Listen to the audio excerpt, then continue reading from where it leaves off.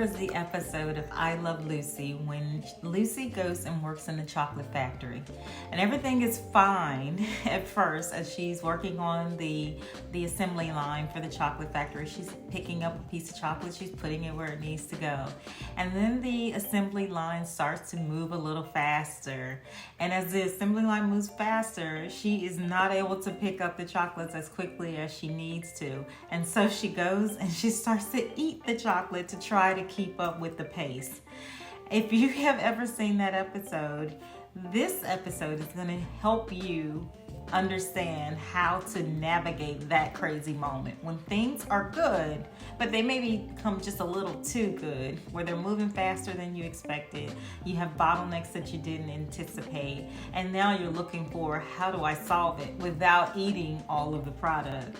Well, this is episode 2, you guys, and we're going to talk about what is a growth company, right? What is a growth company? The objectives of the episode are to, 1, define what it means to be a growth company versus early stage. Share 3 key signs your company is entering the growth phase.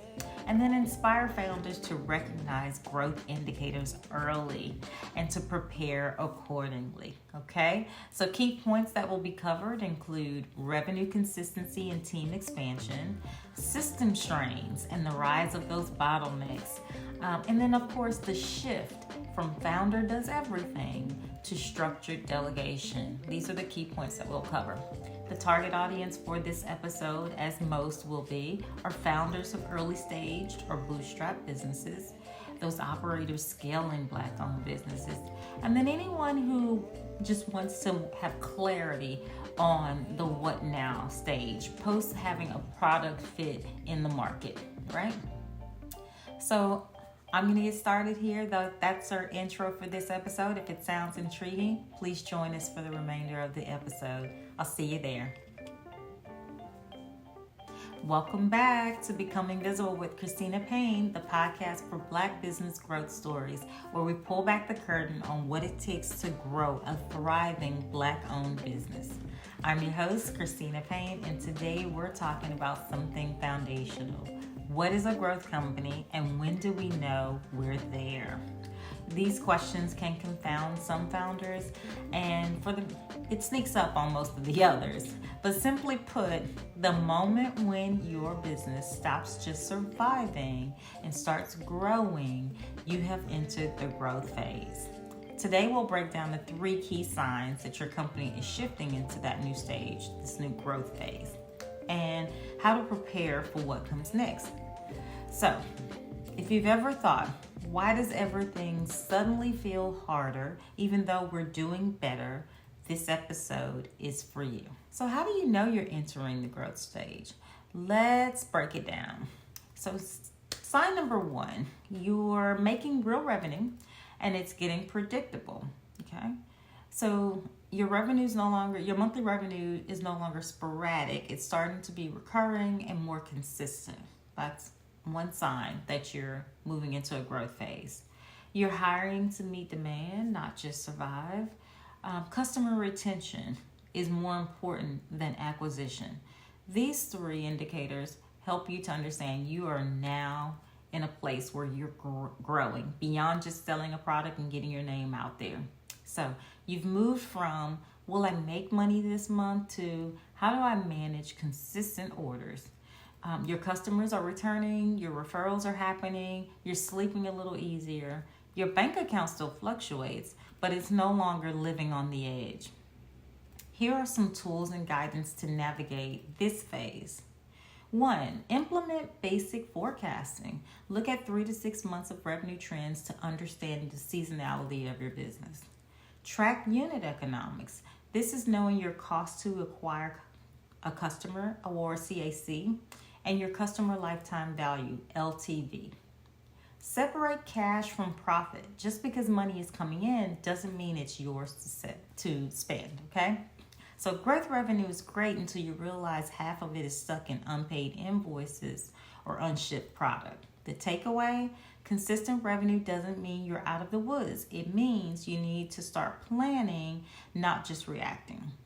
So here's some homework for you. Set up a basic monthly profit and loss sheet, a P&L sheet. I know you've heard of that before. Choose one revenue stream to optimize, whether it's your pricing strategy, upselling, etc. Book 30 minutes with a fractional CFO or financial coach. You have to know your numbers. Revenue is like Wi-Fi. You don't notice it when it's on, but you panic the second it drops. Okay, so you don't want to get there. Sign number 2, your systems are buckling in a good way. You're using tools and processes that worked fine when it was just you, but now they're breaking under pressure. You find yourself fixing more back end than selling. Bottlenecks are showing up in fulfillment, customer service, communication with customers. If you're here, it may look like you're sending invoices manually and it's getting chaotic. Your fulfillment process, your communications and onboarding processes become a full-time job now. And you're spending more time fixing your internal messes than talking to customers. So here's how you navigate it. Map the mess. Do a simple SOP or standard operating procedure walkthrough. Even if it's ugly, do it so you understand the steps that it takes for you to do your job. Automate the obvious. Use tools like Zapier, Airtable, or Shopify automations to reduce admin. Hire process-minded help. Even a few contract hours a week can ease operational drag. If your systems are yelling, wait, I'll handle it, congratulations, you're the bottleneck. Broken systems aren't a failure. They're proof your business is working harder than you planned, and it's time to catch up. Some homework for you. Pick one recurring task and automate or outsource it this week. Document your top 3 choke points. Where are things slowing down or falling apart? If you did the SOP audit, you know this. Schedule a systems audit. Here we are again. Even if it's just a friend asking, why do you do it that way? It will help you understand your systems. You know growth is happening when things like your spreadsheet that you're managing everything is starting to scream. Okay, so that's sign number 2 that you're in the growth phase. Sign number 3, you can't do it alone anymore, even though you want to. You start letting go of control, hire specialists instead of generalists. The org chart becomes a necessity, not a novelty. Leadership becomes your main job. If you're here, it looks like you're dropping balls, not because you don't care, but because there's too much to hold. You're resisting help. No one can do it like me, but burning out quietly. You feel like the business is growing, but your brain is stuck in hustle mode. Here's how to navigate it. Create a do not do list. What are you still handling that someone else could? Shift to leadership mode. Spend 20% of your time coaching others, not just executing. Hire slow, but delegate fast. Start with contractors or part-time help, but let them own it. If your calendar looks like a Tetris game on hard mode, you need a team, not just time management. The takeaway, letting go is the scariest part. But without it, you become the ceiling. Your business can't scale if you won't let it. Your homework, write a job description for the next person you need to stop being. Test delegating one high-effort, low-impact task this week. Book 2 hours this month just to think, not react. The hustle was solo, but the scale is squad. Okay? So there you have it. There are 3 reasons or 3 signs that you're scaling: revenue consistency, system strain, and founder delegation. These are the 3 clear signs you're not just selling a product anymore, you're building a growth company. And with that comes a whole new set of opportunities, challenges, and let's be honest, new headaches. Personally, we at the Be Visible podcast are right there with you. As a small team of 2, we are already feeling the need to plan ahead, delegate, and outsource activities better suited to the experts.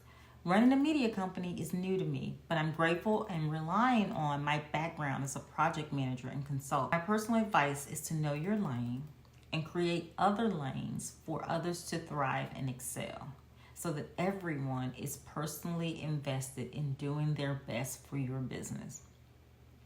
If this resonated with you, share the episode with other founders in the trenches. And hey, If you've lived through this transition and want to be a guest, hit us up. We're always looking to spotlight stories that aren't told enough. Okay? Make sure to subscribe wherever you get your podcasts, whether that's Apple Podcasts, Amazon, Spotify. We're everywhere that you find your podcast. So please do look for us at Be Visible Pod. The other ways to engage us are on TikTok and IG, also at Be Visible Pod. So we thank you, and we want to see you in episode 3.